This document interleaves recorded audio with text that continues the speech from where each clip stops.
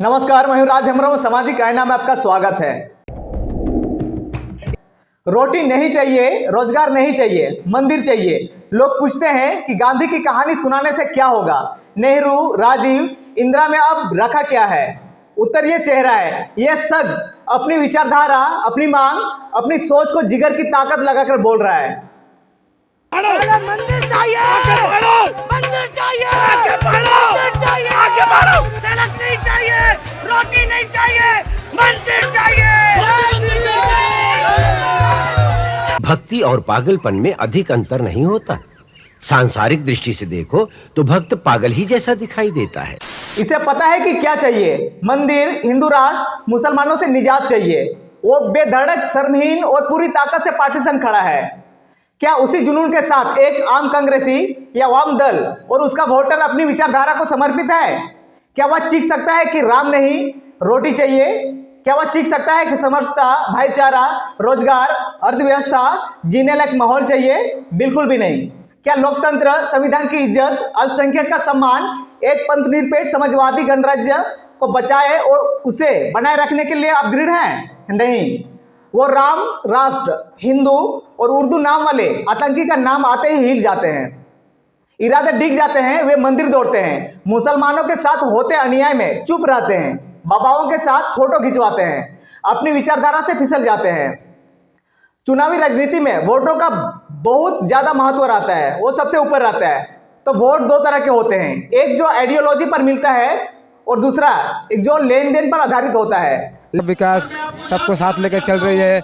गरीब को गैस चूल्हा दी है, गरीब को प्रधानमंत्री आवास योजना। आपको कुछ मिला कि नहीं? हमको अभी तक कुछ नहीं मिला है।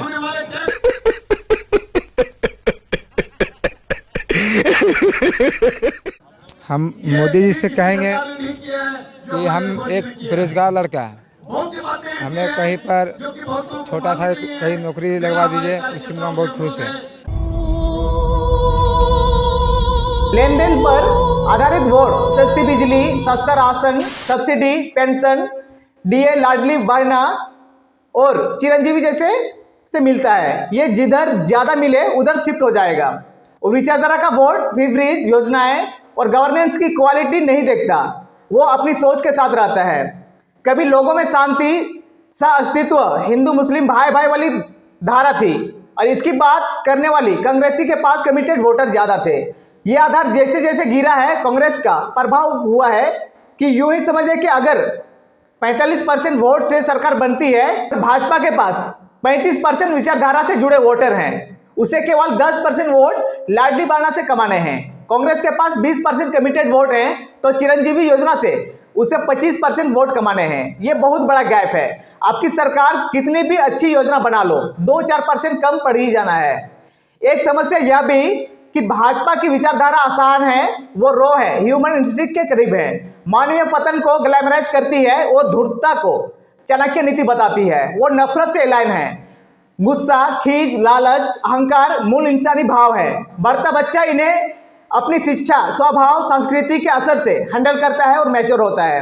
भाजपा धर्म को राजनीति के कोर में ले आई है और धर्म की घुटी हर भारतीय को घर में रेडीमेड मिलता है। आज तक पाकिस्तान को कभी 70 साल से कांग्रेस सत्ता पे थी, कभी जवाब नहीं दे पाई। जो माननीय मोदी जी ने सर्जिकल स्ट्राइक पे जवाब, कांग्रेस वाले तो कह रहे हैं हमने तो बांग्लादेश बना दिया था तोड़ के कत्ल। बांग्ला वो कहने की बातें हैं साहब, किसने बनाया तो? वो सब कहने की बात। हम बात कर रहे हैं पाकिस्तान से। वो तो पाकिस्तानी तो था। इतने हमले हुए, आप एक आध बता दें कि इनने उसको मुंह तोड़ जवाब दिया हो। अरे यार, पाकिस्तान का पार्ट नहीं था बांग्लादेश, उसको तोड़ा। वो अब हम लोगों को उस समय के सामने का मामला है नहीं है, तो उसको तो हम नहीं बता सकते हैं आपसे, पर जो हमारे सामने हुआ है। अपने सामने तो बाबा देश भी आजाद नहीं हुआ, अपन देश को आजाद मानते हैं ना। सुबह की अगरबत्ती और मंदिर देखकर सिर को झुकाना भाजपा को फायदा देता है। हर कथावाचक, हर भागवत और हर रामलीला, पूजा पंडाल, परोक्षण बीजेपी का राजनीतिक प्रशिक्षण शिविर बन गया है। दूसरी ओर अहिंसा मैच्योर्ड नोशन है। भाईचारा और अस्तित्व को समझने के लिए दुनियादारी को समझना पड़ता है। यह शिक्षा घर परिवार या बाबा से नहीं मिलती। समझने को नोशन माइंड या इतिहास बहुत चाहिए। कांग्रेस की राह ध्रुव है, क्योंकि उसकी सोच से अलाइन होने के लिए व्यक्ति को परिष्कृत होना होगा। डेमोक्रेसी संस्थाओं का निर्माण और उनकी ऑटोनॉमी संविधान का मन को समझना होगा। ये सब गहन प्रशिक्षण के मुद्दे हैं। यह परिष्करण कठिन है, इससे दैनिक जीवन में किसी कर्मकांड से सहयोग नहीं मिलता। स्कूल, कॉलेज, आस पड़ोस, माँ बाप और व्हाट्सएप, सोशल मीडिया से नहीं मिलता है।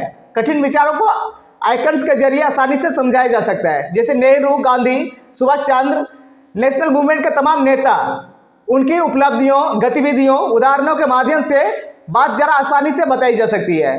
तो यहाँ घेराबंदी तगड़ी है भाजपा वालों की। आप लोगों को कैसे पता चलता है? व्हाट्सएप पे आता है? व्हाट्सएप पे सोशल में सबसे बड़ा काम होता है social media, Facebook, Instagram, Twitter, सब कुछ मिलता है। ये तो मोदी जी का बहुत बड़ा योगदान है। ईश्वर आपको व्हाट्सएप यूनिवर्सिटी का सुख हमेशा देता रहे। आप गांधीवादी की बात करें तो ये हिंदू विरोध और नग्न सोने के किस्से उछालेंगे। आप नेहरू के राष्ट्र निर्माण पर चर्चा करेंगे तो ये एडविना से घेरेंगे। राजी की सफलताओं पर बात करेंगे तो साबानो और बोफोर्स के मुद्दे पर बात करेंगे। हर आइकन के इर्द गिर्द झूठ का चक्रव्यूह है, यौन आरोप और गालियां हैं, उन पर काउंटर ट्रूथ का अभाव है। नया विद्यार्थी इन्हीं में उलझ कर रह जाता है। खजुराहो आप गए होंगे, क्या बता सकते हैं कि भीतर पूजा किस देवता की होती है? मुश्किल है बताना, क्योंकि लोग बाहर नग्न मूर्तियों में उलझ कर रह जाते हैं। नेहरू गांधी के मंदिरों के ऊपर ऐसे ही नग्न मूर्तियां चिपका दी गई है।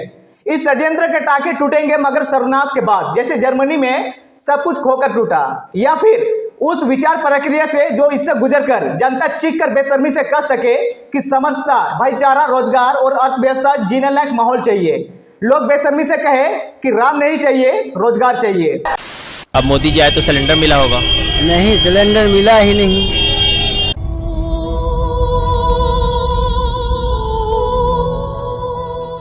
तो ये थी आज की अपडेट। इसके बारे में आपकी क्या राय है कमेंट सेक्शन में जरूर बताएं। वीडियो को लाइक करो, अधिक से अधिक लोगों तक शेयर करें और चैनल को सब्सक्राइब जरूर करें।